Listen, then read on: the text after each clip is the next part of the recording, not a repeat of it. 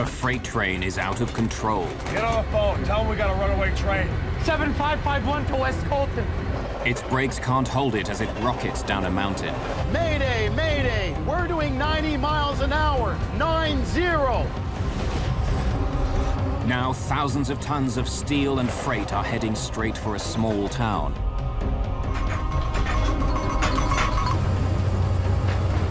We're gonna die on that curve.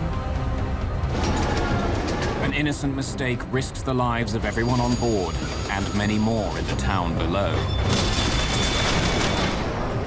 3,000? Here.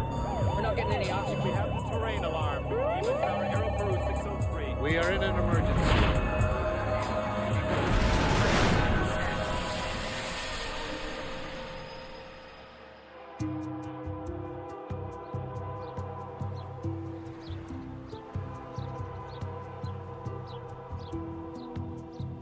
San Bernardino, California.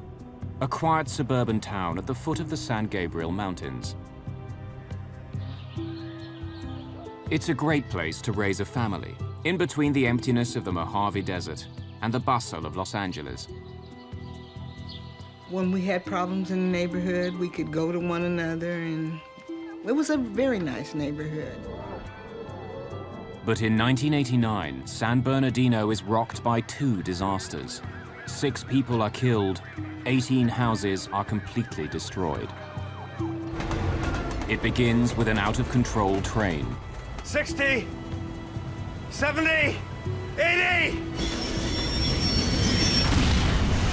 And ends with a raging fire. You could see a huge cloud of black smoke in the air. The scene looked like Dante's Inferno. The disasters appear linked, but they happen more than a week apart.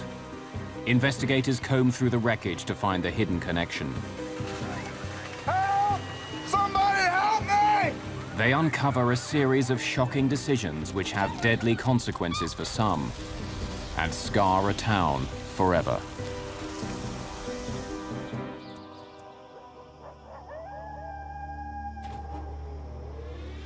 Early morning, May the 12th, 1989.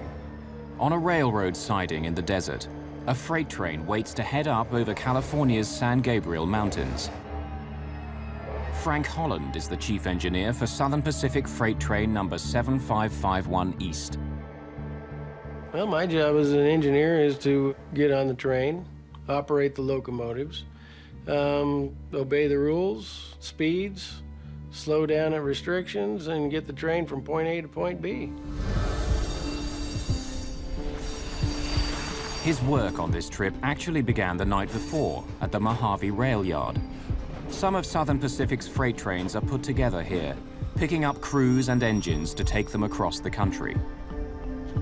Holland is here to collect the paperwork he'll need for the journey. Hey, Frank. Holland was promoted to chief engineer 3 years before. Okay, clearance form, train orders, train list, and tonnage profile. His paperwork tells him he's hauling 69 freight cars, each one weighing 54,431 kilos. Holland also learns that the cars are all filled with the same thing, trona. It's a non-toxic chemical used in fertilizer. So you start making your calculations on what kind of horsepower you're going to have to take that train down that hill. And that will tell you at what speed you can go. Thanks. Have a good one. Altogether, Holland's paperwork tells him he's hauling more than 3.5 million kilos of cargo, more than 10 jumbo jets. The cargo's final destination is South America. Today, Holland's only taking it as far as the West Colton terminal near Los Angeles. To do that, he'll have to haul the cargo up the San Gabriel Mountains and through the Cajon Pass. Then he'll carefully slow his huge train as it winds down the mountain.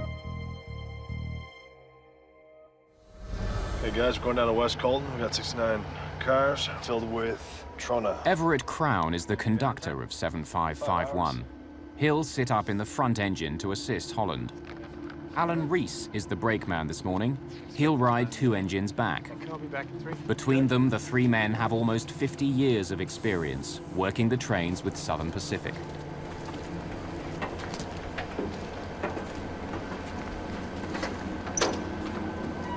To make sure he has enough power to move his train up and down the mountain, Holland has asked for a little assistance. Southern Pacific dispatchers sent him 2 helper engines. Lawrence Hill is the engineer at the back.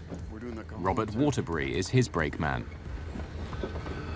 While they've run this route before, it's not where they normally work. They don't know the weight of the cargo they're helping to haul, and they don't ask. 7551 East now has 4 engines up front and 2 behind.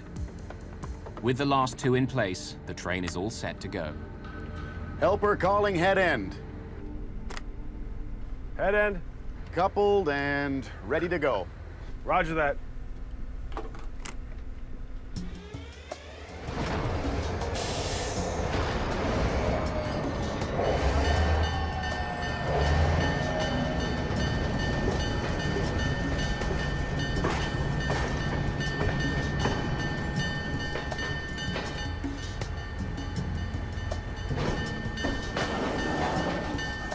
"7551 East slowly gathers steam. In just an hour and a half, it'll reach the top of the mountains, the 1,300-meter-high Cajon Pass.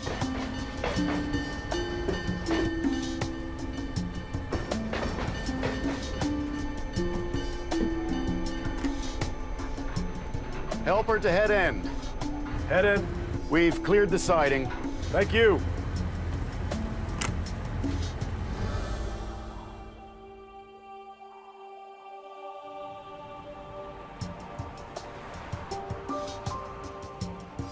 On the other side of the mountains, the town of San Bernardino is slowly coming to life.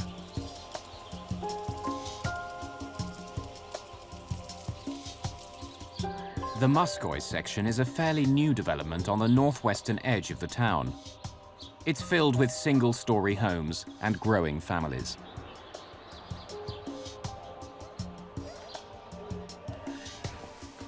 Christopher Shaw is waking up at 2326 Duffy Street. It's his mother's house, but after a fight with his girlfriend, he'd spent the night.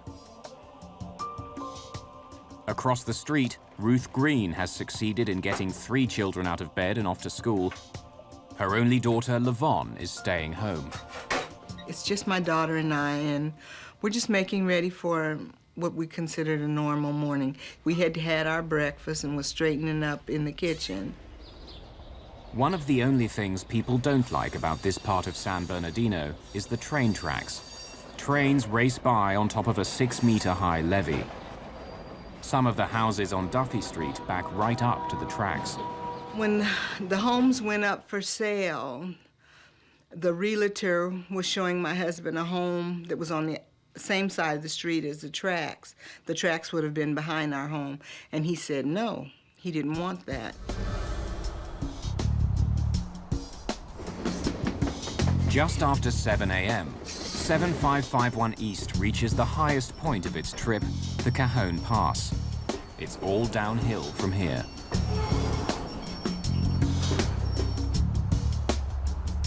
The pass is a vital rail link between Los Angeles and the rest of the world. It's one of only 3 ways to get through the mountains. Dozens of trains rumble through here every day. Traditionally, in railroading, mountain railroaders are respected as the big guys, the tough guys, because they have the most demanding job. Cajon Pass is one of the toughest mountain passes for railroaders to deal with in the entire United States. So many trains go over it, and it is extremely demanding that everyone has to be on their toes 100% all the time. No chance. No? No. Engineer Frank Holland and conductor Everett Crown have the train right on time. There hasn't been any communication between the men at the front and the 2 men at the back of the train since the trip began. There's been no need. Everything's running smoothly. Now comes the most critical part of the journey, slowing the massive train as it starts down the mountain. What we do when we run a train from the Mojave area to Colton is basically we drive it off a cliff. At that point, the track tips over and goes downhill at a very steep grade, 2.2%. And for trains, 2.2 feet down in every 100 feet is like falling off a cliff. As 7551 East begins heading downhill, the crews still believe it's a normal run. What they don't know is that their train is already out of control, and they have no way to slow it down.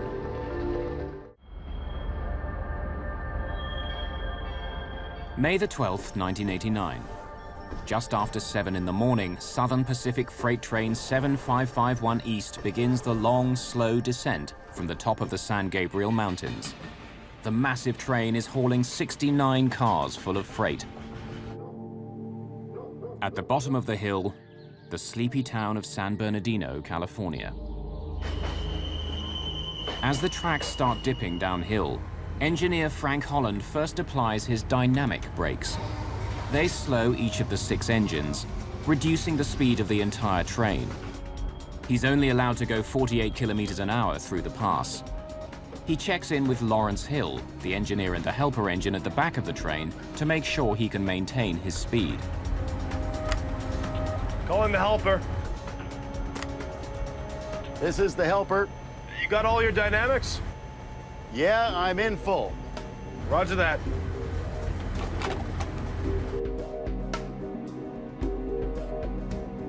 The first part of the downhill run twists back and forth 56 times. The friction from the turns helps slow the mammoth train.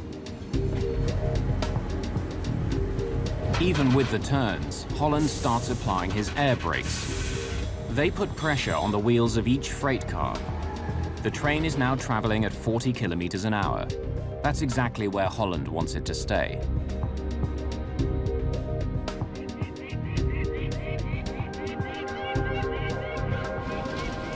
Once through the curves, though, Holland's brakeman Everett Crown notices that the train is picking up speed. Frank, we're at 30. Should be at 25.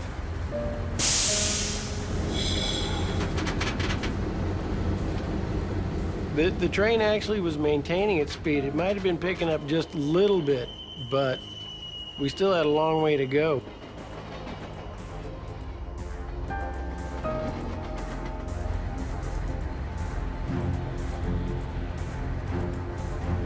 It's creeping.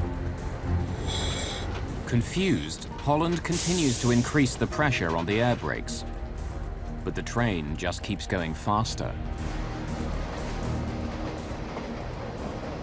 By the time it reached 40 miles an hour, I was very concerned. The train was speeding.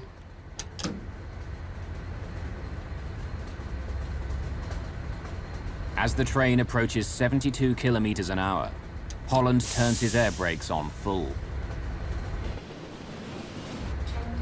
But it doesn't help.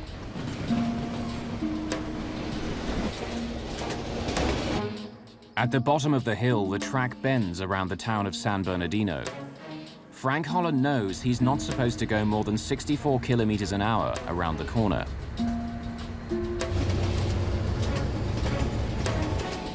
Partway down the hill, he's already going much faster than that. Ruth Green's husband has left for work. Her 3 youngest children are off to school. Across the street, Chris Shaw is just about to take a shower. Engineer Frank Holland knows there are several houses that are right in the way if his train comes off the track. I've been over that territory many times, and yeah, I knew that there was a curve coming down there that we weren't going to make.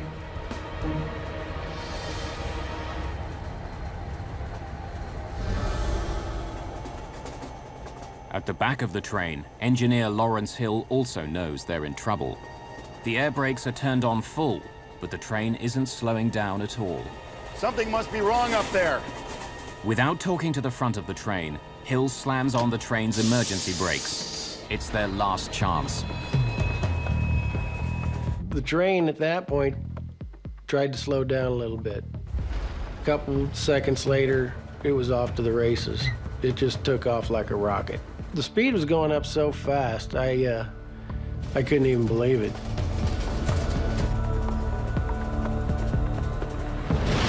The emergency brakes haven't worked. Smoke begins pouring out from underneath the train, and it just keeps going faster. 60, 70, 80. It stopped at 90 because that's as far as the speedometer would go. But Holland knows 7551 East is still picking up speed. I'm thinking, my God, I'm fired. Actually, that's what I thought. I'm just looking at everything that I've done. I'm trying to go back and see where I had made a mistake, what had happened. 7551 to West Colton. 7551 to West Colton. We're trying to get a hold of the train dispatcher, and he won't answer. The train is out of control, and they can't tell anyone about it. At that point, we're just kind of out there by ourselves. Try that phone again. 7551 to West Colton. West Colton, go ahead. We have a slight problem. At the back of the train, engineer Lawrence Hill listens to the radio call. I don't know if we can get this train stopped. He breaks in, desperate to tell the dispatcher how dangerous the situation is. Mayday, Mayday! We're doing 90 miles an hour. 90, out of control. Won't be able to stop till we hit Colton. But there's nothing the dispatcher can do. The train is traveling at more than 160 kilometers an hour. The houses of San Bernardino are just seconds away.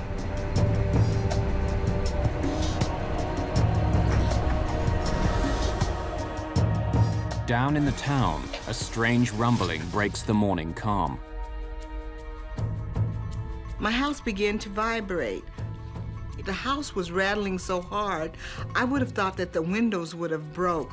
It just got worse and worse. By then, I realized it was the train. As we were coming up to that curve, I looked over at Everett and I said, We're gonna die on that curve. He wild-eyed, like he was just couldn't believe and just scared to death, and I'm sure I looked the same way. All I knew is that I just put my feet up there and I said, hang on, here we go. And never expected to survive.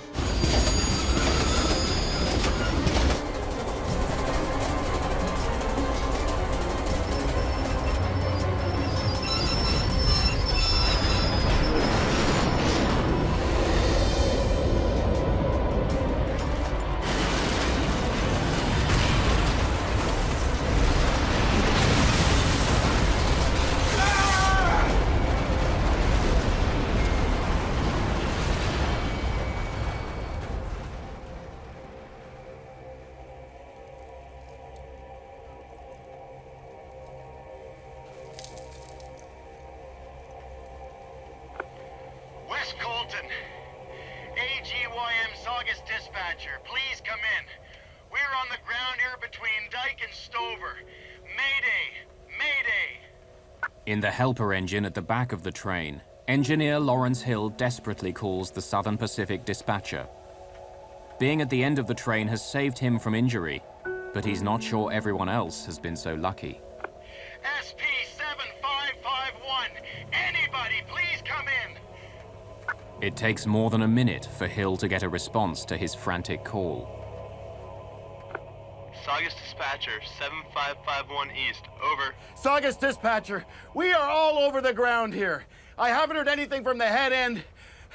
They may need some assistance. We went on the ground.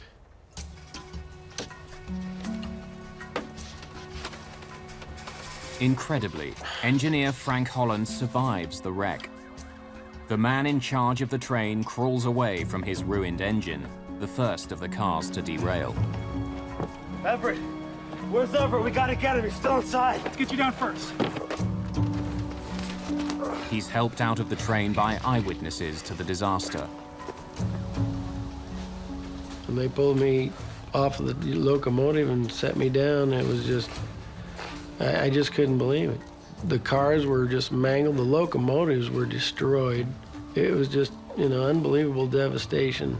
I look back at that and I went, oh my God, what did I do?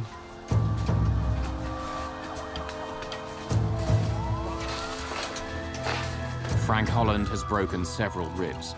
One of his lungs is punctured. The man who was riding with him, Everett Crown, is soon found dead. As is Alan Reese, the brakeman who was riding in the third engine.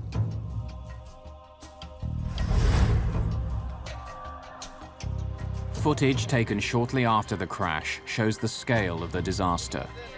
7 houses have been destroyed. The train itself is a write-off. As the dust cleared, then you could see some of the cars had, you know, toppled over. You could see that it looked like, you know, some houses were gone. You could see just a twisted, jumbled mass of metal. These cars are turned over. You're really trying to grapple with, what is this? What's happened?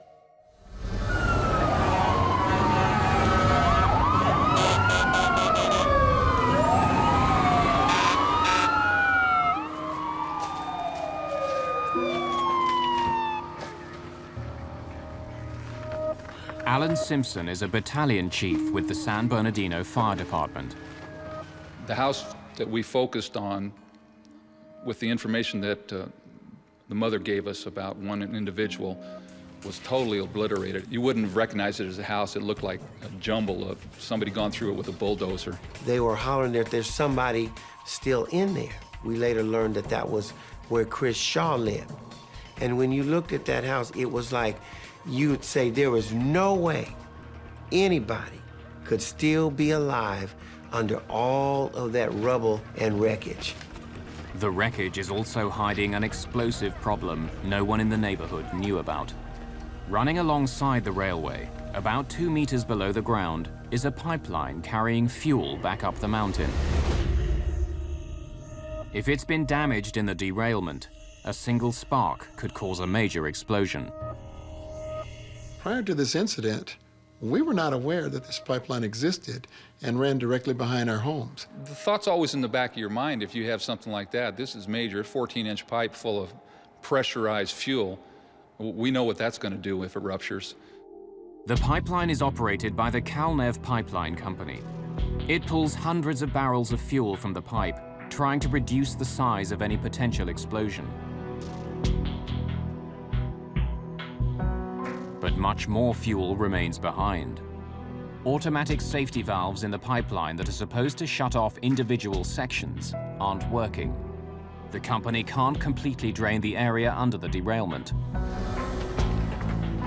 Almost 3 hours after the crash, rescue workers find the body of a small child.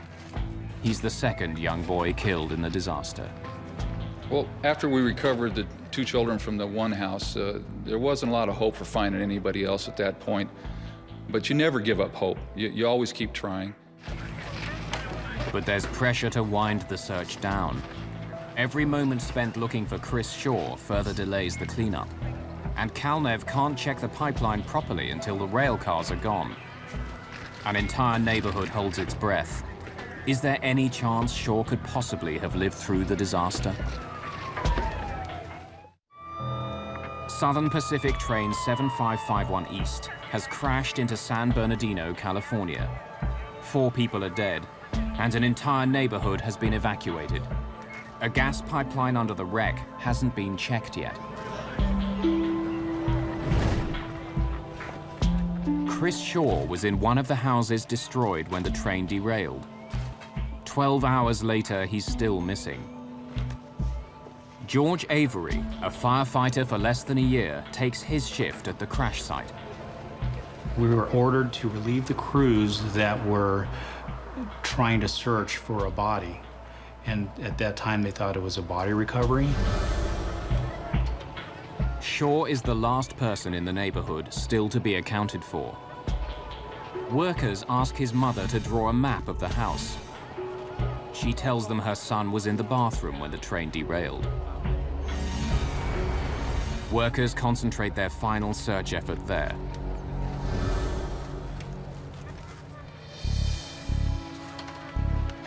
There's pieces of the house itself sticking out of this big potash mound. So you have studs and rafters and roof covering.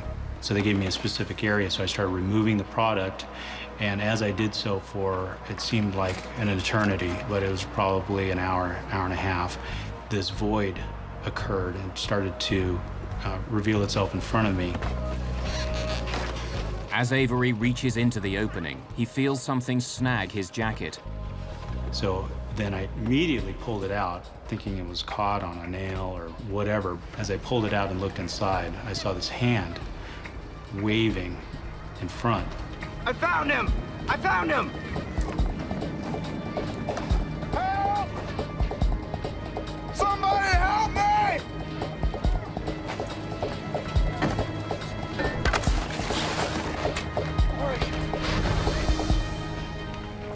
It takes workers nearly an hour and a half to pull Chris from the wreckage. Debris from the train had formed a protective cocoon around him. It gave Shaw air to breathe and kept the jagged metal from crushing him. We were absolutely amazed that he lived, especially that long. We're talking about most of the day. Really didn't think he had much of a chance, so when he came up out of there, it was just stunning. With Shaw's rescue, everyone in the neighborhood and on the train has been found. The wreck of 7551 East has killed 4 people, injured 4 more, and totally destroyed 7 houses.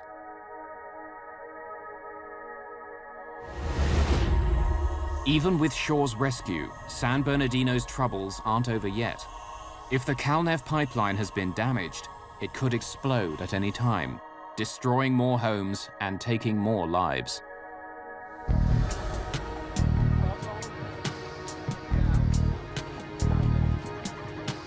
With that threat hanging over the neighborhood, the search for the cause of the derailment begins.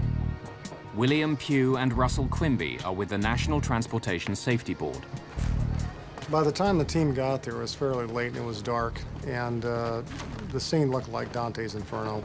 A lot of wreckage, a lot of parts still, particularly the brake parts, wheels, red hot, still after 12 hours. Wheels had gotten so hot they'd literally expanded off the axles.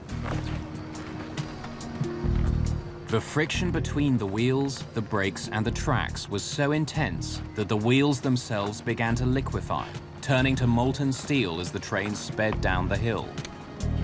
Investigators know the train's brakes couldn't slow it down, but why?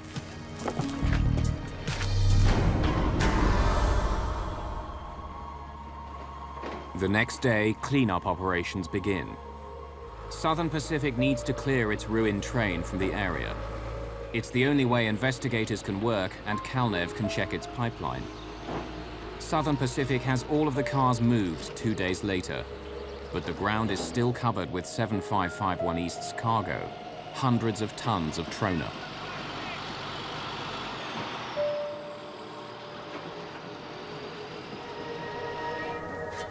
Kalnev begins clearing the trona along the route of the pipeline.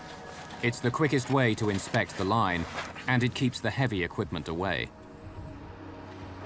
They made 5 or 6 excavations down to the pipeline to visually look at the pipeline. They felt comfortable that nothing had penetrated to the depth of the pipeline. The fuel is under incredible pressure. Any damage could lead to a massive leak and possible explosion. But Kalnev finds nothing. The depth of the pipe has shielded it from the storm above. The pipeline is a vital source of gas for Las Vegas, almost 320 kilometers away. It supplies both civilian and military customers in the desert. There's pressure to get the gas moving again. There were a number of people in the community that thought it should not be open, and supposedly people in Las Vegas had said that they had cars that were worth more than our homes on Duffy Street, and so fire up the pipeline. Just 4 days after the derailment, the pipeline is restarted. Kalnev watches for any drop in pressure. It would mean fuel was escaping, that there was a leak somewhere in the system. but it holds.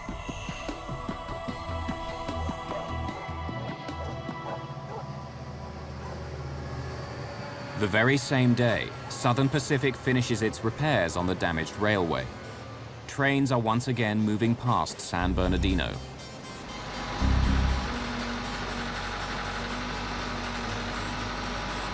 The cleanup isn't quite finished, though. More of the ash-like cargo of train 7551 East is littered across the area. Heavy machinery comes in to dig it up and haul it away. The huge machines could easily damage the pipeline, so it's carefully marked with stakes.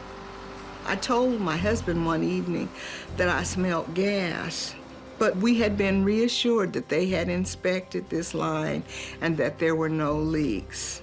I was at the accident site until it was finally cleaned up and there was a fence put around the area and secured. And it looked like everything was fine.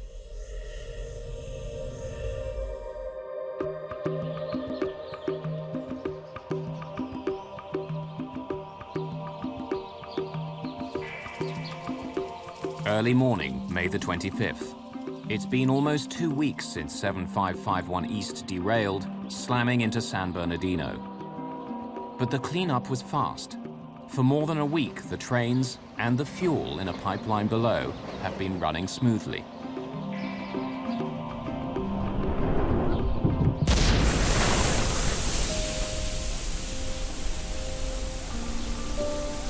Then, from a clear sky, rain seems to fall.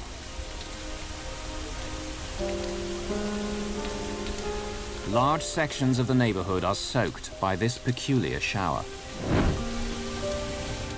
Ruth Green is back in her house when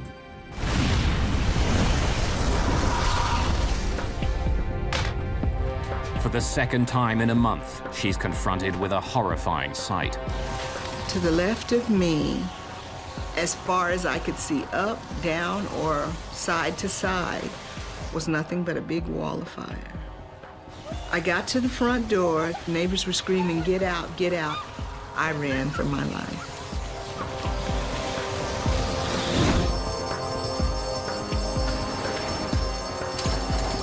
Once again, the fire department responds to a major disaster on Duffy Street.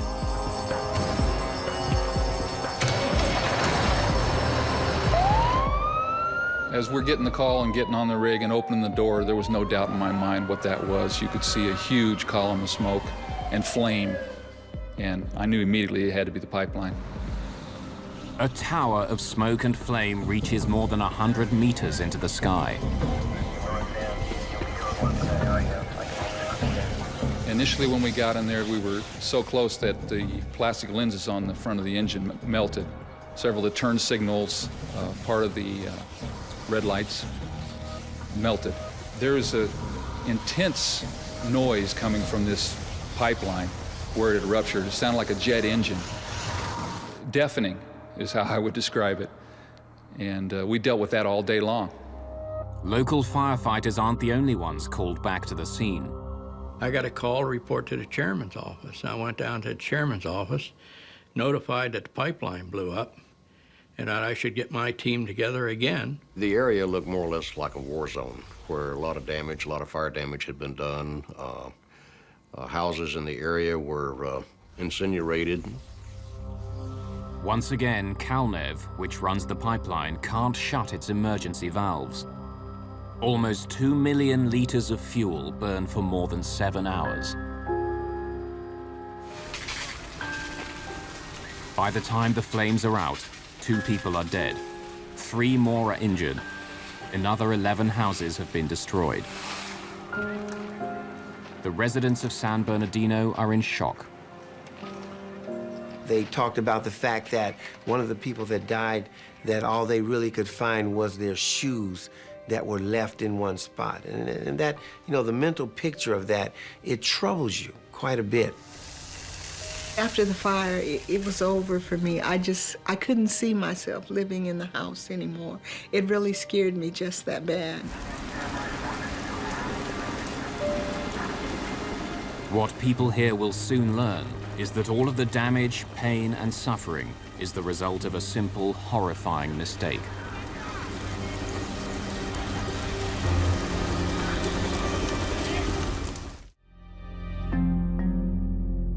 A small neighborhood in San Bernardino, California, has been devastated by 2 disasters.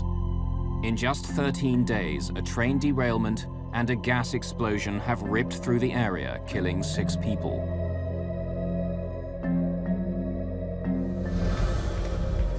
Investigators with the National Transportation Safety Board study both accidents. With the train crash, they focus on black boxes, which were recovered from 3 of the engines. And that records distance, speed, throttle position, air brake pressures, that we tried to figure out what speed the train eventually got to. It exceeded the graph.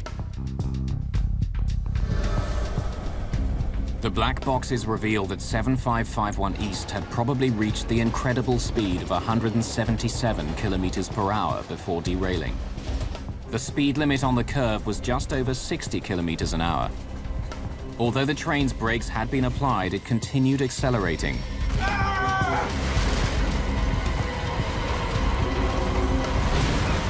How had the train become so out of control?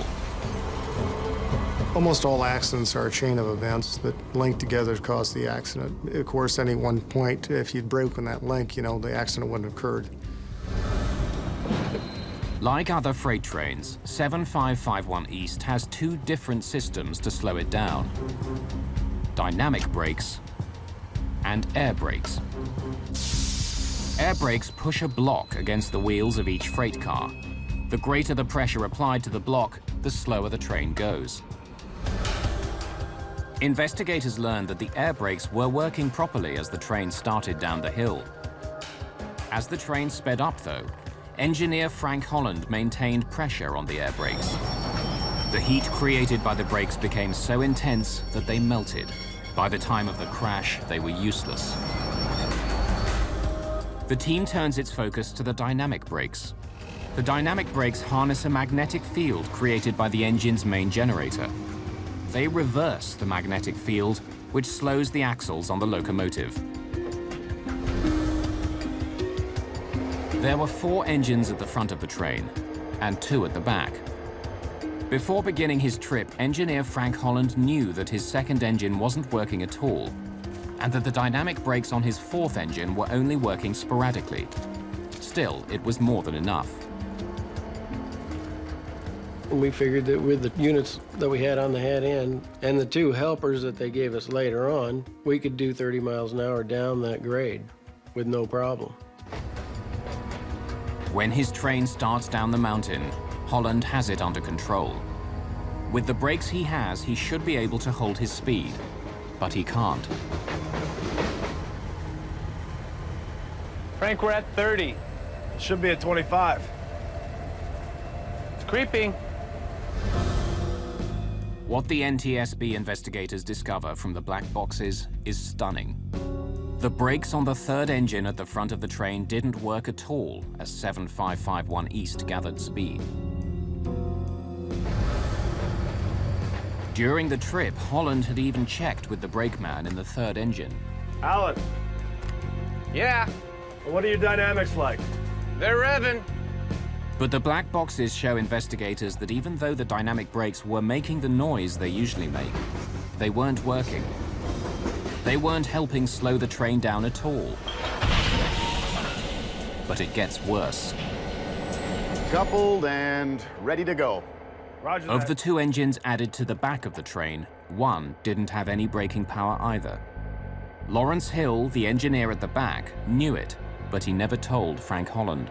He didn't communicate to him that he had only 1 locomotive at a dynamic, the other one was out. The helper engineer thought that the dispatcher would notify the lead engineer. Call in the helper. This is the helper. You got all your dynamics? Yeah, I'm in full. So when Holland asks Hill at the back of the train if he has all of his dynamics, Hill says yes. But he only means in the 1 engine. It's a startling discovery. Holland doesn't have anywhere near the braking power he thinks he does. Investigators studying the black boxes uncover one more secret of the train's terrifying ride down the mountain. Something must be wrong up there.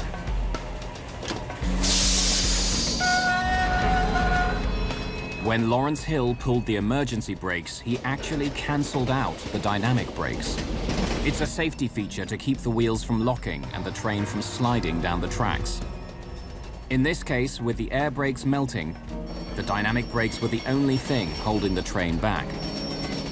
Putting the emergency brakes on actually sped the train up.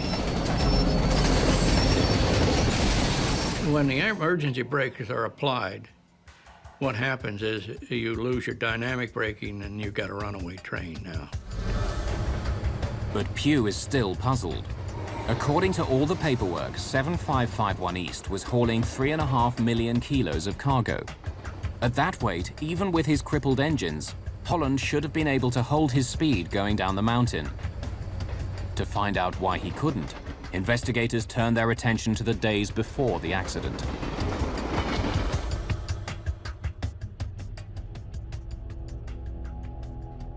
"7551 East was pulling a shipment for Lake Minerals.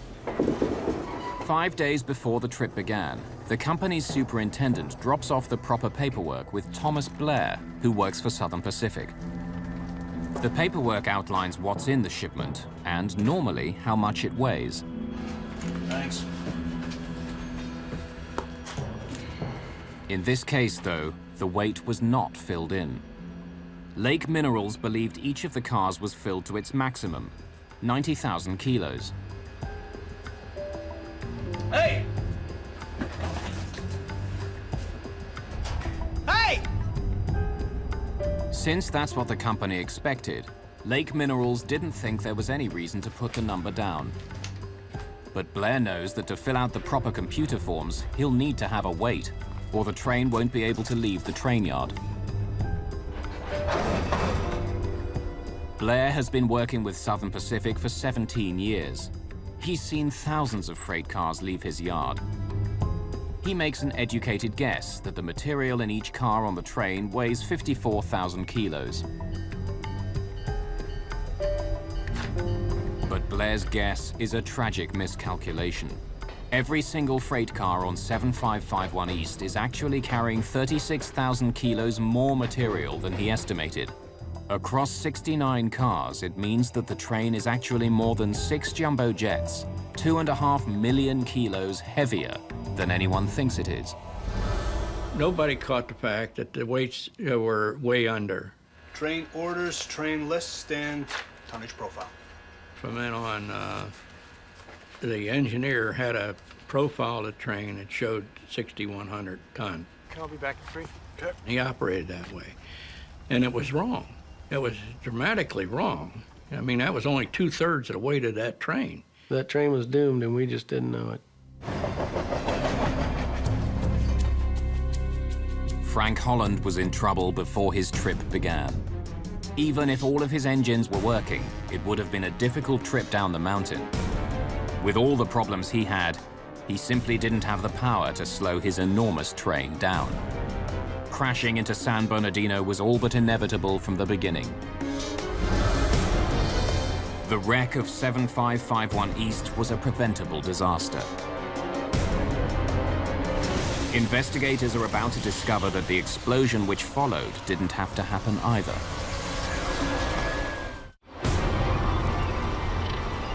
In May of 1989, twin disasters shatter the town of San Bernardino, California. A train derailment and a gas line explosion kill 6 people and destroy more than a dozen houses. Investigators comb through the ashes to learn how the two events are linked.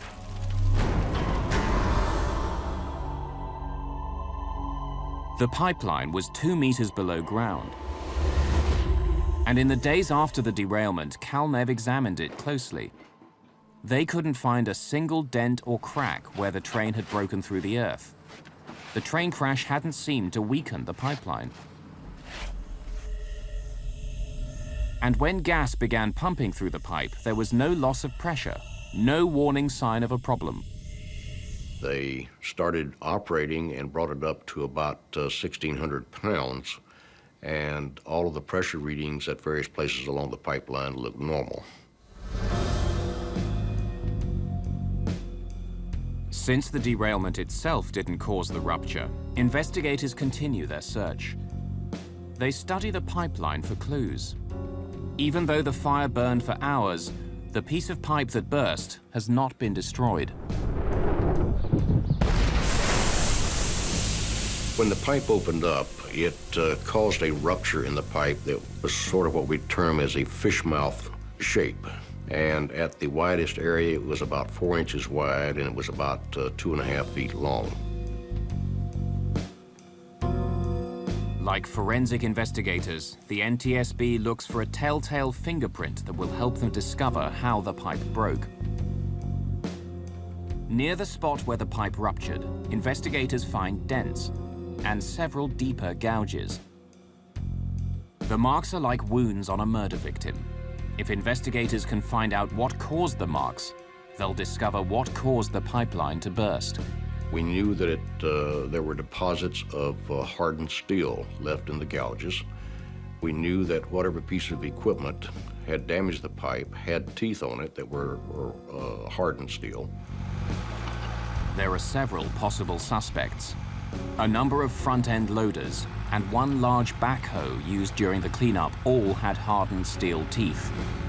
But Batten can never pinpoint the blame. Well, the NTSB determined that the damage to the pipeline was done during one of two phases, either the cleanup of the train wreckage or it was done during the time in which the trona was being cleaned up after the train wreckage had been removed. Two mistakes resulted in a pair of disasters for San Bernardino and the death of 6 people.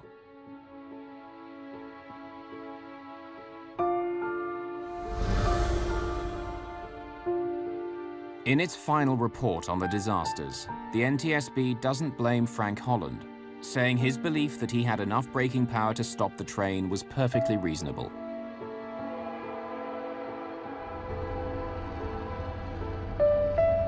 Holland still rides the rails, but he's never made the trip down the San Gabriel Mountains again. Psychologically, I just don't think I could take it. I don't think I could relive that. Every time I went down, I would relive it. And I choose not to do that. It'd just be too painful. Kalnev, the company that operated the pipeline, was called to account for not checking it after the cleanup operations were completed. Lawsuits against the company were settled out of court. Kalnev, in hindsight, I think would agree that they should have been much more thorough in their inspection. They got comfortable with what they saw, and they made an assessment without adequate information that it was an undamaged pipeline and okay to operate. Thomas Blair, who incorrectly filled in the paperwork, was never charged. But after the disaster, Southern Pacific changed its rules so that every freight car without a specified weight was assumed to be carrying its maximum allowable load. Southern Pacific also settled a number of lawsuits out of court. The company no longer exists. It was bought out years after the disaster.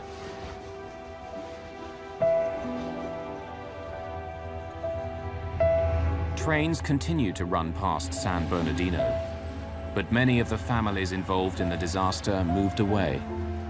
Trains were still coming down out of Cajon Pass.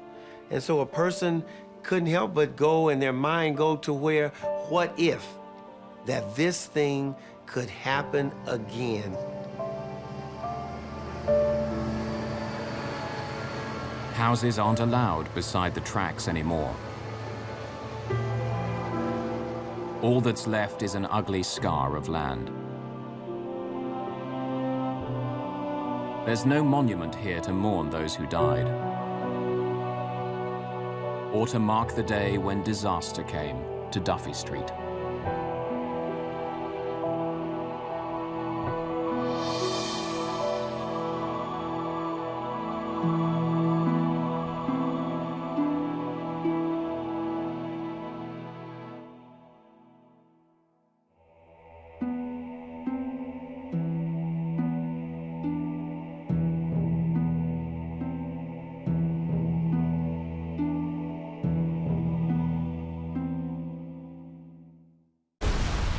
Outside one of India's busiest airports, the early evening sky ignites into a fireball.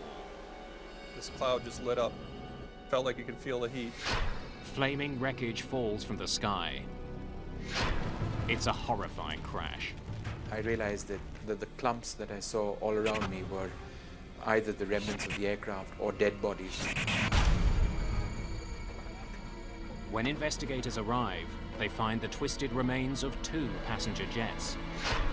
349 people are dead.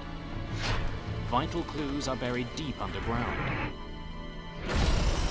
Investigators must piece together the day's events. Saudi 763 will maintain 140. Kazak 1907, now reach 150. How had 2 crews that should have known each other's positions ended up in the world's deadliest mid-air collision?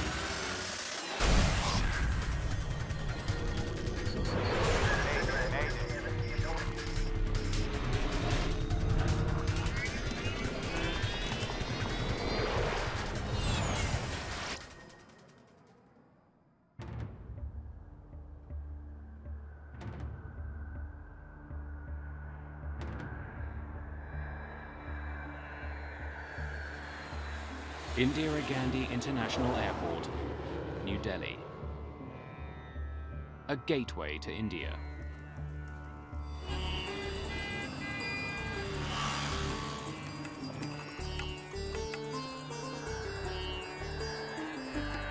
November the 12th, 1996.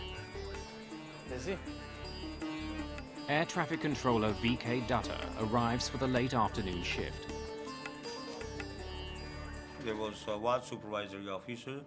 There was one person who was sitting beside me and he was assisting me. And the things are all normal. But normal at Indira Gandhi doesn't mean calm. This is becoming one of the most congested airports in the world. In 1990, the government of India signed open skies agreements with several different countries. Those pacts have made it easier for foreign airlines to land at Indian airports. Many airlines are taking advantage of the new policy. Air traffic controllers are now handling more traffic than ever. The open sky policy acted as a catalyst in the air traffic growth. The volume of traffic grew from, I believe, 175 movement a day to around 225 movement a day. We have to perform during that time. So whether 10 aircraft come on that time or 20 comes, so you have to handle them. Just past 6 o'clock, Saudi Arabian Airlines Flight 763 takes off into the sunset. Gear up. Gear up. Clear on left. Captain Khalid Al-Shabaili powers the Boeing 747 away from the runway. His co-pilot, Nazir Khan, handles all radio communication. There are 289 passengers on board. Many are Indian workers returning to their jobs in the Middle East. Saudi 763, airborne 03, contact radar 127.9. While Flight 763 was on the runway, its movements were tracked and directed by an air traffic controller in the airport's tower. 279, good day. But shortly after the plane takes off, the tower passes the pilots over to approach controller V.K. Dutta, who's in another room at the airport. Approach controllers at Indira Gandhi guide planes through the airspace beyond the runways. They're in charge of all arriving and departing flights within 110 kilometers. The approach controller normally is responsible for arrival and departures of the aircraft, which are coming in. They are safely and expeditiously, they are brought to the final approach. Tonight, Dutta is controlling 5 flights. Some of these are leaving the airport, while others are coming in. His task is to keep those planes spaced safely apart, but not so far apart as to cause any delays. There's a continuous coordination with the tower who handles the ground traffic. So he would tell approach controller that this fellow is ready, and he is to be accommodated between these two flights. So that kind of dynamics we were doing at that time. Saudi 763 approaching flight level 100. Roger, climb, flight level 140. Clear to climb 140, Saudi 763. This evening, a United States Air Force cargo plane is coming in for a landing. Even though it's an Air Force jet, this flight is Dutta's responsibility. I think we probably had 3 or 4 back and forths with the controller where he was verifying our altitude or checking on our altitude, telling us about other traffic in the vicinity. Saudi 763 approaching 140 for higher. Saudi Flight 763 reaches its last assigned altitude of 14,000 feet. The pilots request permission to fly higher. Roger, maintain flight level 140. Stand by for higher. In order to coordinate incoming and outgoing traffic, Dutta wants the Saudi flight to stop climbing. Saudi 763 will maintain 140. Dutta is concerned with another plane, now flying east for a landing at Indira Gandhi Airport. It's a passenger jet operated by Kazakhstan Airlines. The Ilyushin 76 is a massive Russian plane. Originally built for the military, a modified version is now widely used as a commercial airliner. Dutta wants it to pass over top of the Saudi flight before landing. After that, he'll let the Saudis continue their climb. They were supposed to cross maintaining 1,000 feet of separation. Kazak 1907, now reaching 150. 46 miles from Delta Papa November. Roger, maintain flight level 150. Identify traffic 12 o'clock reciprocal, Saudi Boeing 747. Dutta doesn't want the Kazakh flight to be surprised to see the Saudi jet. Since planes don't have radar to track other aircraft, they rely on controllers to warn them about other planes nearby. Maintaining 150, Kazak 1907, will report. How many miles? All pilots tuned to the approach control radio frequency are able to hear one another as they communicate with the ground. How many miles? 8 miles now. It was strictly visual and trying to pick up on the radios where everyone else is at and what they're up to. Traffic is at 8 miles, level 140. Suddenly, a massive explosion shatters the evening's calm.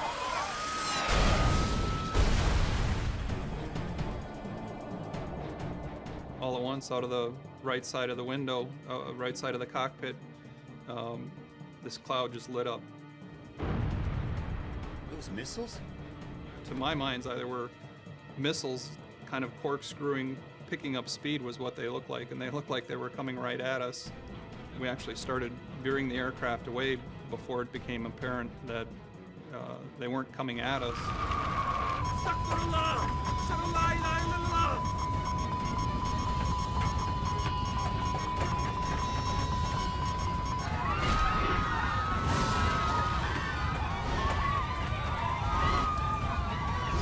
The Saudi Airlines jet spirals towards the ground. Billy, this is 1815. 1815, say again? Got on the radio right away, called the controller. You saw something that looks like a big explosion. Then it struck to me that something has gone wrong. On Dutta's radar screen, both the Saudi jet and the Kazakh plane have simply vanished. When I saw other blips are coming in, so I watched the sweep again.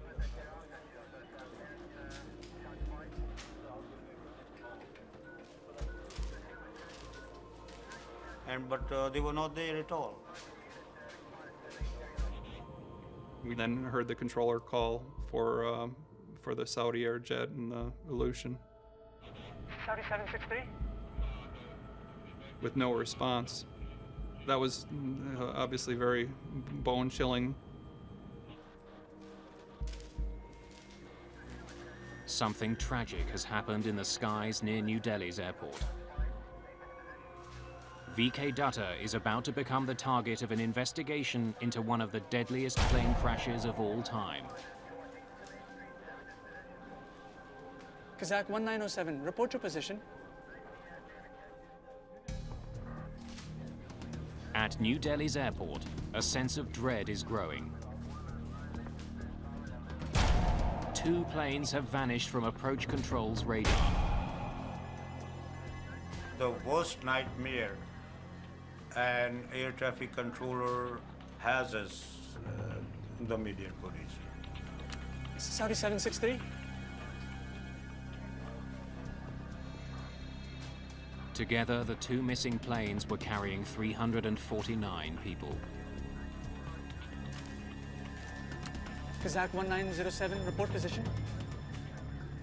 I gave 1 or 2 calls to Kazak or Saudi. Saudi 763. I forward how many kids I have, where my wife is, whom I am related to.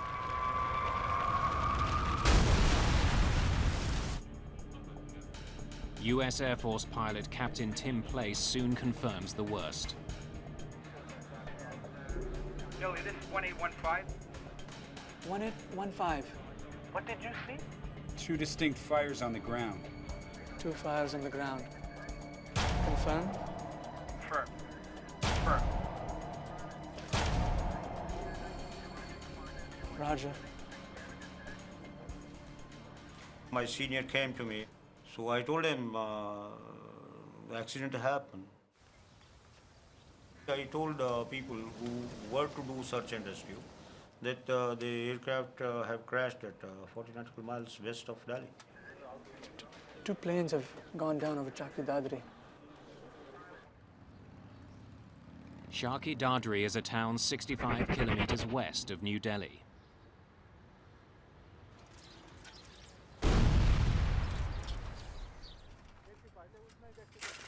Its mustard and grain fields are now burning with the twisted wreckage of 2 ruined airplanes. All of a sudden, the sky turned a bright red color, and I saw fire and smoke. One plane started to come towards us. There was fire and parts of the plane were flying everywhere. People were running. The plane's engine broke off and the plane started to spin out of control and fell into the field.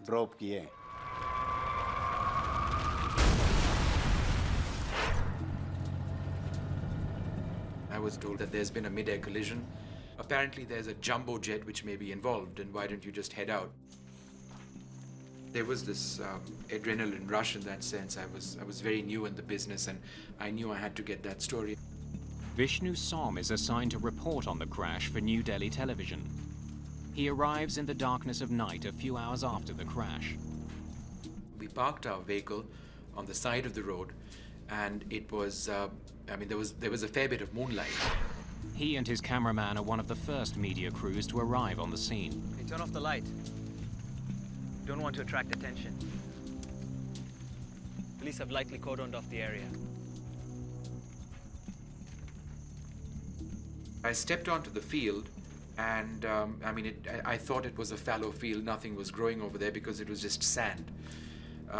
And because it was dark and our only visual reference was the moonlight, we just sort of kept going. And then I remember seeing clumps around me, just these little piles on all sides. And because there wasn't enough light, I didn't know what exactly it was. And then I stopped because I said, something's terribly wrong over here. Turn on your light. Turn on your light. I realized that the clumps that I saw all around me were either the remnants of the aircraft or dead bodies. There was a tree just maybe 15 feet away from me, to my right. There was this burnt corpse on that tree, and that's an image which comes back and continues to haunt me even after so many years. As night turns to day, hope of finding any survivors fades. None of the passengers aboard either plane has survived. 349 people are dead. It's the worst mid-air collision of all time. News of the crash spreads around the world. What remains clear is that there was more than one set of factors that might have resulted in the collision. We have two very separate wreckage fields.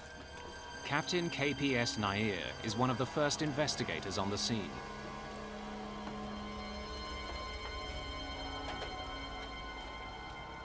I was aghast, horrified. I can't explain it because I had not seen anything like that before. It is something which I can't explain. The Kazak flight and the Saudi Airlines jet have fallen 7 kilometers from each other. Investigators have 2 separate crash sites to examine, but they know one cause will explain both accidents. It's unlike a single aircraft falling somewhere. 2 large-bodied aircraft colliding each other in the sky. There are different causes. How had 2 planes that were supposed to be 1,000 feet apart collided? Investigators consider 3 possibilities. An error on the part of the air traffic controller, an error by one of the crews, or the failure of an instrument on one of the planes. They hope the mangled wreckage will hold the clues they need. Their first priority is to find the black boxes from both planes. They record cockpit conversations along with critical data about the flight, like its altitude, speed, and heading. Although fire has ravaged the wreck sites, the black boxes from both planes are found on the first day of the investigation.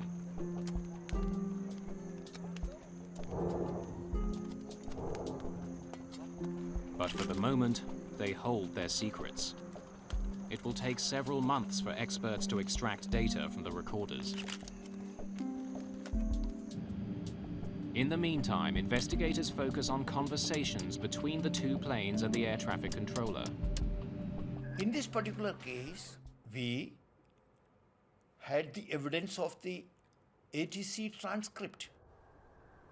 Without onboard radar, the planes around Delhi's airport rely on air traffic controllers to guide them. VK Dutta comes under enormous pressure. Did he make mistakes that caused the worst mid-air collision ever? Those times were bad. These media people, they crowd foul. So I told them that, there was no fault of mine. Hi, I'm VK Dutta. I'm sorry to keep you waiting. Have a seat. Investigators want to know everything that Dutta did on the night of the crash.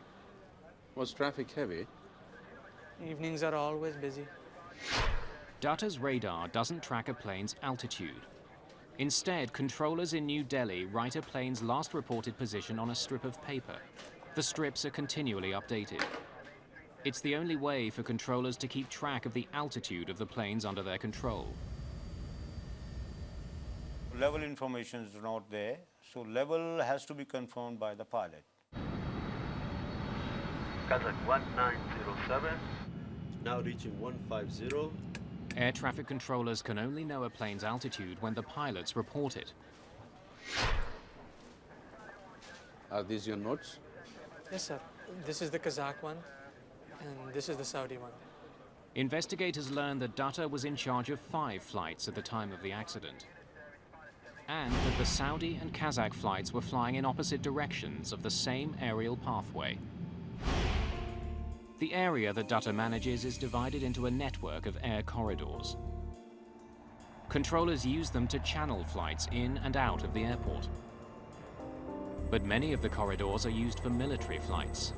In fact, even at such a busy airport, there's only one main corridor for commercial planes. In cases like this, there are strict rules he has to follow. Between 2 aircraft, the requirements specify a vertical minimum separation of 1,000 feet. When aircraft fly through the sky, they leave turbulence in their wake, like boats on the water. It can affect the planes around them. Air traffic controllers deal with this by keeping planes at different altitudes. Roger, maintain flight level 140, stand by for higher. Dutta was supposed to ensure that the two planes were 1,000 feet apart as they approached each other. He planned to do what he'd done many times before, have the incoming plane pass 1,000 feet over top of the outbound plane. It was a routine procedure, but somehow the two planes had ended up on a collision course. One of the two planes was not where it should have been. Investigators wonder if Dutta made a mistake that led to the horrific crash. Poring through the ATC transcripts, investigators quickly learned that Dutta had given the two planes the proper directions. But since his radar doesn't display altitude, there was no way for him to tell if the planes followed those instructions. Investigators are so convinced that Dutta did nothing wrong that 3 days after the crash, he's back on duty. Then my family and other people heard this. There was a little sigh of relief that, our guy is safe. Investigators return to the crash site. They are hoping to recover certain instruments from the two aircraft. Perhaps a mechanical failure had led one of the planes off course. Normally, the altimeter would have stopped at that point where the accident took place. And we wanted to know what altitude they were registering at the time of the accident. But the Saudi cockpit has plunged deep into the ground. The accident investigation becomes an excavation. The Saudis' nose portion was well below the earth. It was about 10 to 12 meters below. The end of the nose had gone that far below. Machines had to be brought in, excavators, to dig up and lift the cockpit of the Saudi aircraft. The altimeters of the Kazak flight are easier to find. That plane didn't crash nose first. There's some chance there are clues about its exact altitude at the time of the accident. When they're pulled from the wreckage, investigators discover that there is indeed something strange about the altimeters. Both the captain and the co-pilot have an altimeter in front of them, but in this case, they do not have the same reading. There was a difference between the two by about 300 feet. Strange. Perhaps the conflicting altimeters had led the crew off course. But the difference in readings may simply have been caused by the force of the crash. At this point, investigators don't know. Mostly there and there, as close as you can get it. Investigators need to discover which of the two planes was at the wrong altitude. They explore other evidence. The pattern of the damage on the two planes may help answer a critical question. What was the relative angle between the two aircraft at the time of their contact?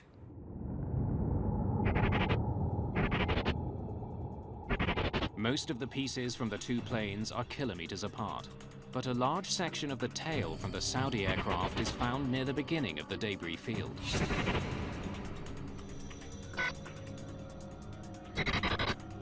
This suggests it was one of the first pieces to come off that plane.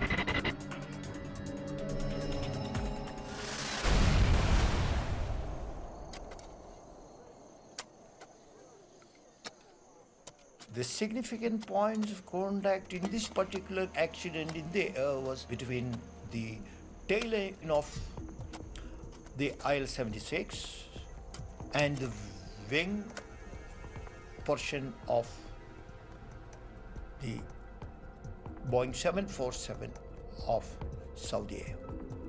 The tail of the Kazak plane appears to have pierced through the left wing of the Saudi jet. If that's the case, the Kazak flight hadn't been above the Saudi jet when they collided, as air traffic controllers thought. It must have been below it. It's a puzzling discovery that adds to the mystery. Investigators still don't know which plane was in the wrong airspace. What they do know is that once the two planes hit, there was no hope for either crew. After hitting the other plane's wing, the Kazak plane's tail tore through the horizontal stabilizer at the rear of the Saudi 747. 5.5 meters of it is torn off. Without it, the Saudi crew can't control their plane. The result is the aircraft goes into uncontrollable spiral. And in this particular case, if I would say both the aircraft had got into that situation.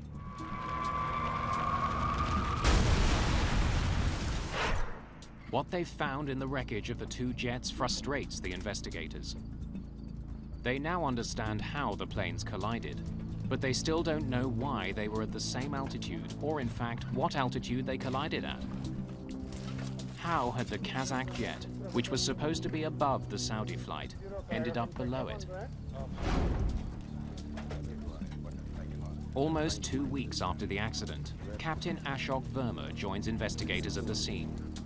By that time, the operations for digging the Saudi cockpit had been completed.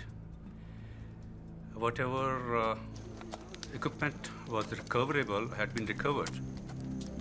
Like the rest of the evidence uncovered so far, the instruments from the Saudi plane don't help explain what happened. The force of the crash has completely destroyed them. I can't find anything. Too much damage. I agree. Look at this. We could hardly find any useful material. With the disappointing discovery, investigators are forced to move on. They've learned all they can at the crash site. The case now depends on what they can find out from the black boxes. Investigators hope that somewhere on the cockpit recordings or buried in the flight data are the clues they need. Where were the planes when they collided? And how had they ended up on a deadly collision course?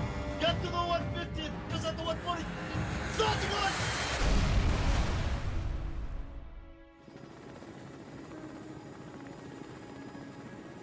It's been 3 months since the mid-air collision of two passenger jets near New Delhi.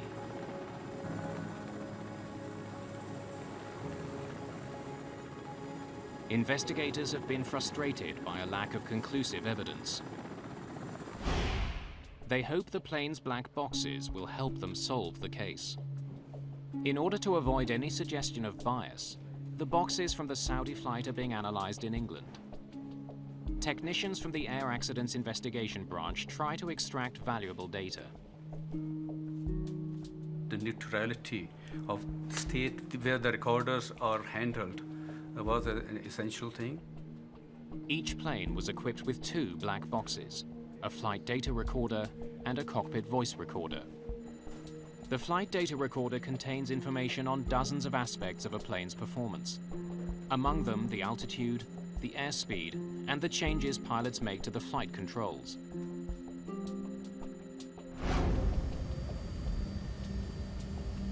The cockpit voice recorder picks up all the conversations in the cockpit.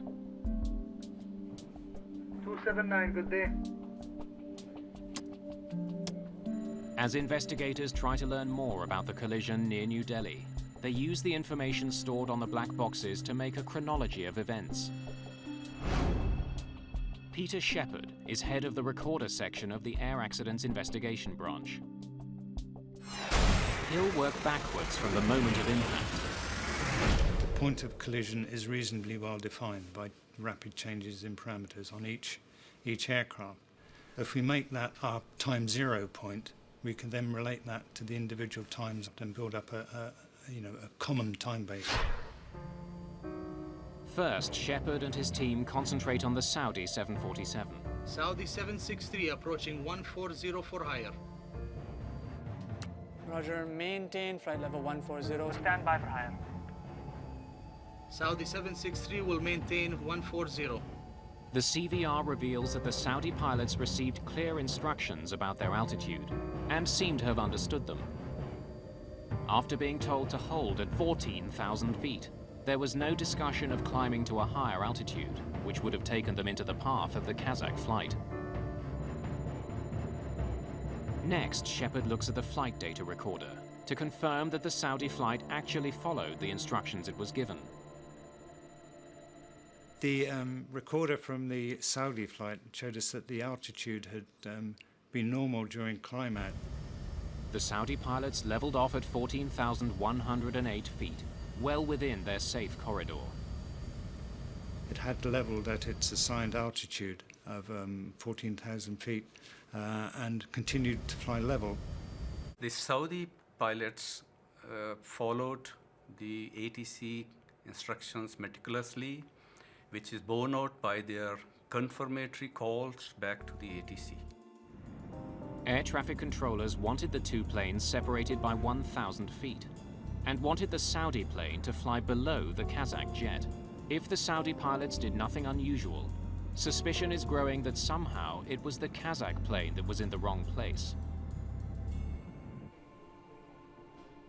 Alarmingly, when investigators examined the information from the Kazak jet's flight data recorder, they discover that it descended far below the 15,000 feet it was supposed to stay at.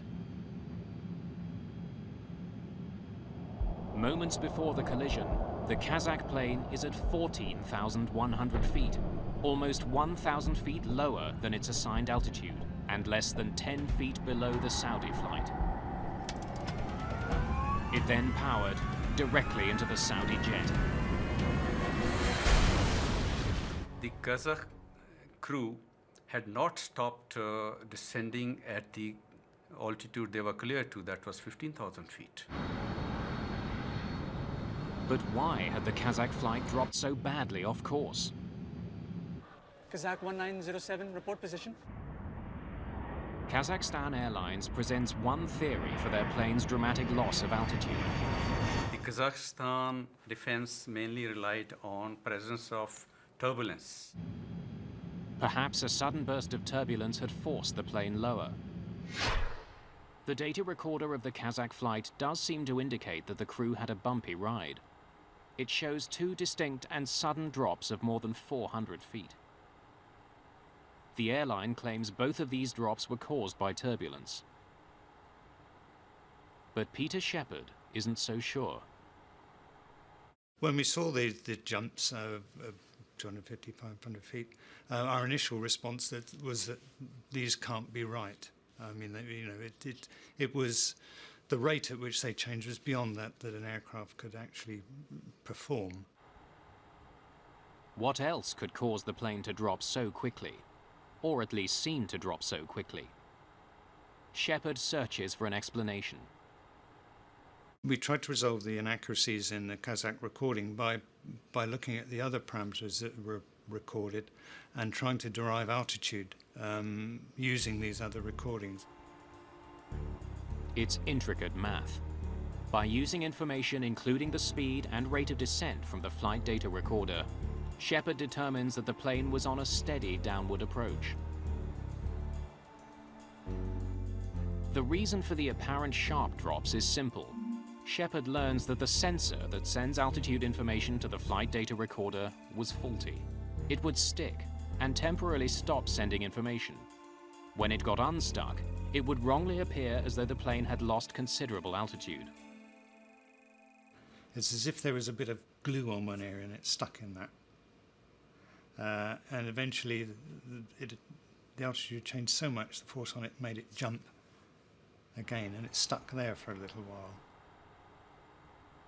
Investigators can now conclusively dismiss turbulence as a factor in the collision. So there's no sudden descent? Scanning maintenance records, investigators also discover that there was no problem with the Kazakh plane's altimeters. They conclude that the difference found in the cockpit instruments was a result of the crash. It didn't cause it. To understand why the Kazakh plane kept descending after it was told to hold, investigators turn to the cockpit voice recorder.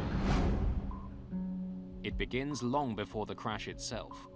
Initially, there are no hints that anything is wrong. Kazak, 1907. Report level passing. Passing 240, Kazak 1907. Because the Ilyushin 76 is a modified military plane, it has another unusual feature, a position for a radio operator in the cockpit. Igor Rep mans that position and handles all communications for the Kazak flight. Roger. Over to Delhi approach 127.9. 127.9, bye-bye, Kazak 1907. As the aircraft nears the airport, Rep gets in touch with approach controller Dutta. Delhi approach, good evening. Kazak 1907. Passing 230 to 180. I told Kazak to descend and maintain flight level 150. That is 15,000 feet. Roger, Kazak 1907. Descend, flight level 150. Report reaching. 1,000 feet vertical separation is sufficient, and that was granted to the two aircraft. Kazak 1907, now reach 150. The Kazakhstan radio operator had at one time stated reaching flight level 150. It's just 1 minute before the impact.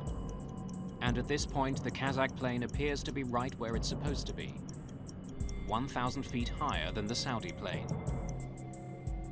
But investigators know that instead of leveling off, the plane continued to descend. This is where the trouble starts. As investigators compare the flight data information to the cockpit voice, they notice something disturbing. Kazakh 1907, now reach 150. When Rep calls out that they've descended to 15,000 feet, he's actually over 1,000 feet higher than he thinks he is.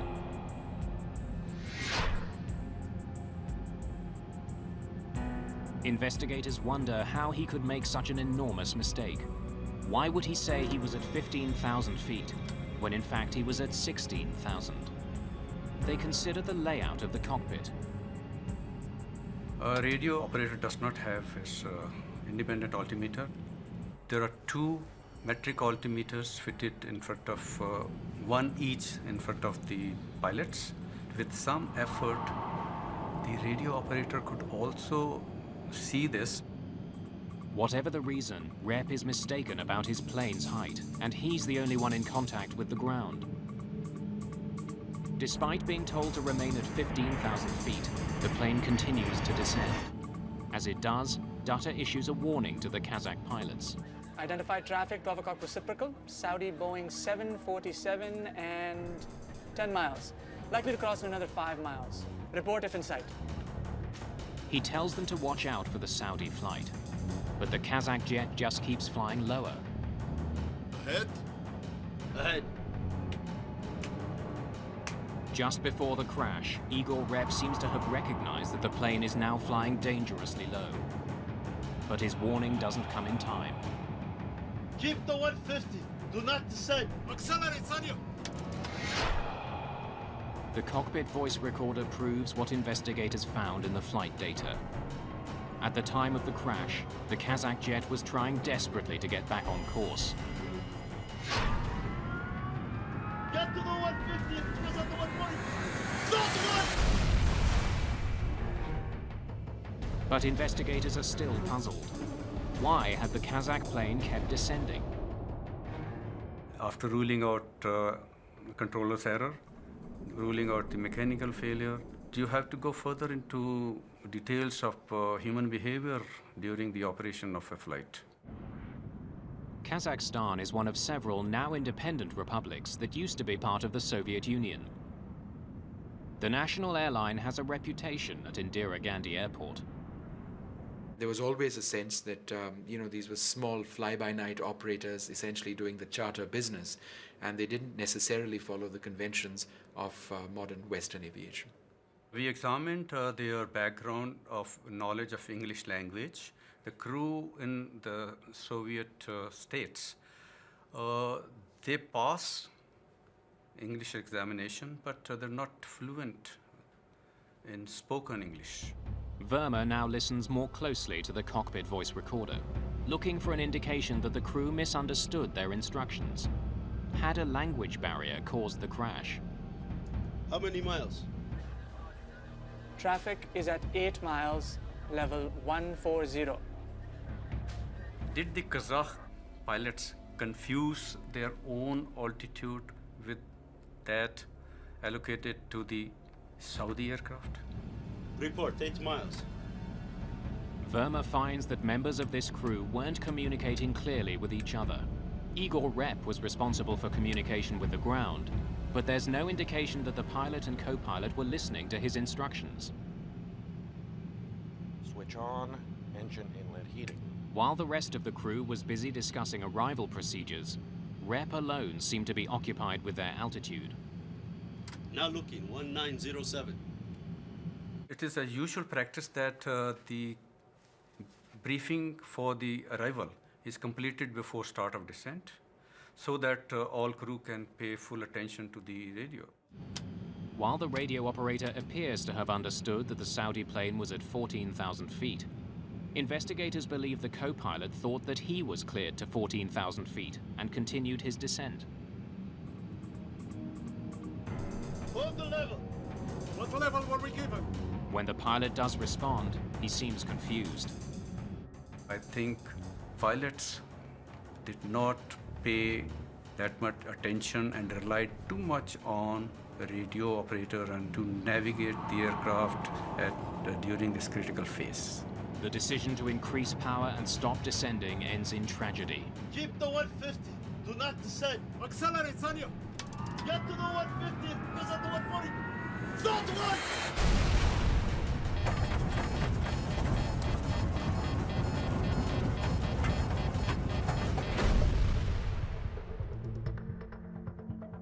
The final report points a finger squarely at the crew of the Kazakh plane. In the wrong place at the wrong time. A simple misunderstanding led to the deaths of 349 people. The investigation concluded that the primary cause of this Midair collision was non-adherence to the authorized altitude allocated to the Kazakhstan aircraft. Investigators are confident they know what caused the worst mid-air collision in aviation history. But there are steps they want the industry to take to help make Indira Gandhi Airport safer. What they find is that the technology that could have prevented this accident was already at the airport. Saudi 763.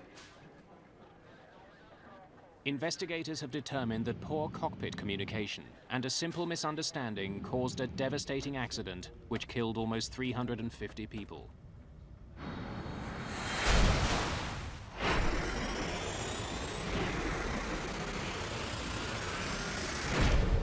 But technology existed that could have helped avoid this accident. Systems that would have helped both the pilots in the air and the controllers on the ground. Investigators are especially critical of the radar that was being used in New Delhi. Air traffic controllers did rely on fairly outdated technology at that stage. There wasn't any secondary radar available at Delhi Airport. There was only an old primary radar. Primary radar sends out radio signals to locate airplanes in the sky. The signal bounces off the plane and back to a dish on the ground. It reads a plane's position, but not its altitude. The primary radar gives you a 2D picture. Secondary radar works differently. A transponder aboard an aircraft sends a message to the ground with key information about the flight, including its altitude. Saudi 763 approaching flight level 100. Roger, climb, flight level 140. On the day of the collision, approach controller VK Dutta could only rely on what the crews told him about their aircraft's altitudes. That's at 1907. Now reach 150. The Kazakh radio operator said that they were flying at 15,000 feet, but Dutta had no way to confirm that. If he had known the Kazakh flight's actual altitude, he could have diverted the Saudi flight from its path.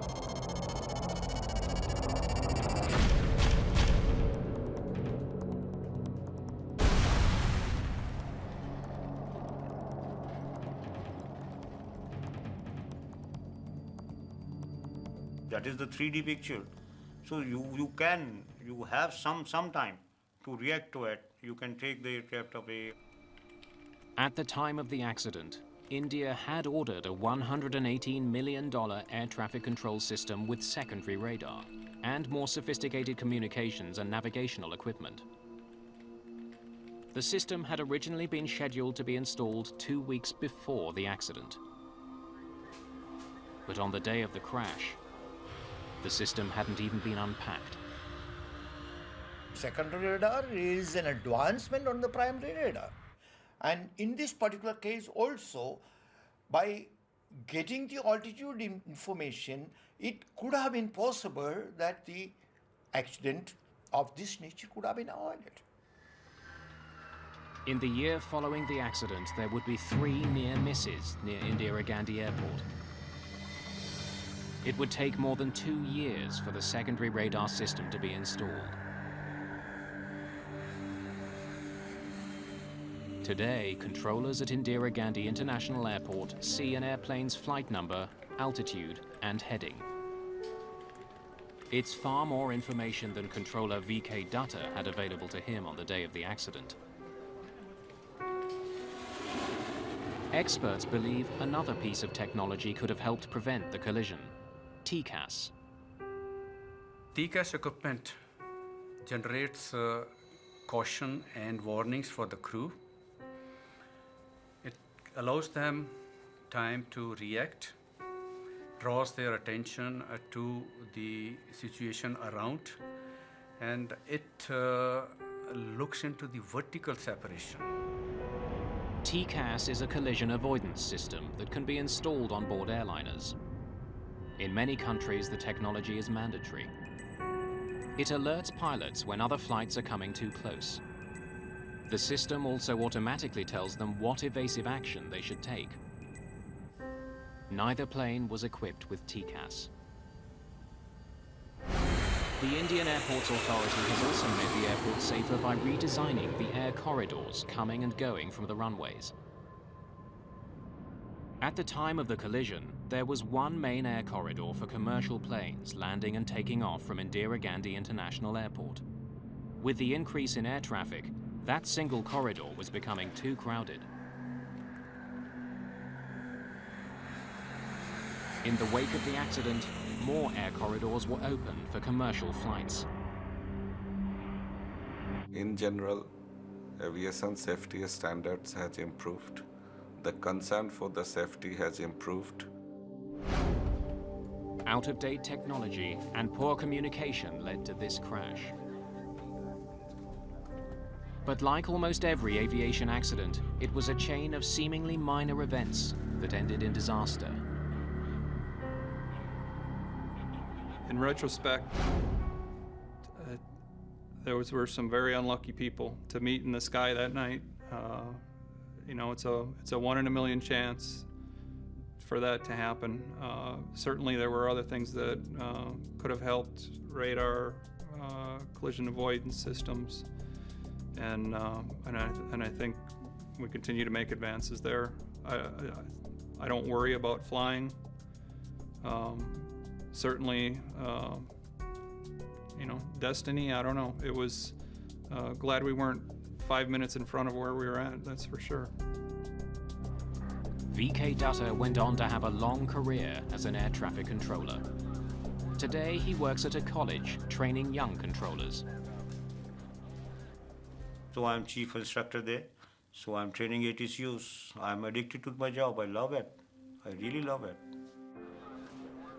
Dutta, who was initially suspected of having caused the crash, helped implement the changes to make New Delhi's airports safer. His efforts have paid off. The airport now handles 20 million passengers a year. Since the new radar system was installed and the new corridors opened, there hasn't been a fatal accident at this airport.